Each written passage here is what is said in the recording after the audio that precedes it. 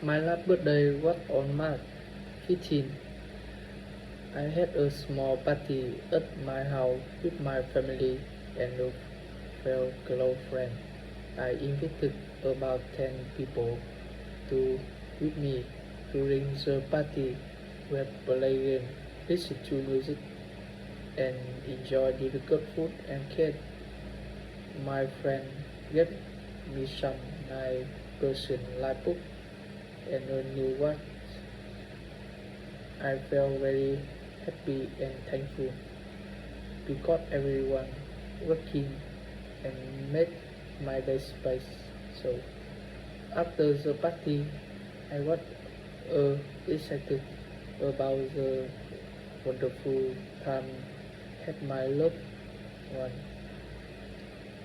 It was a memorable birthday that I will never forget.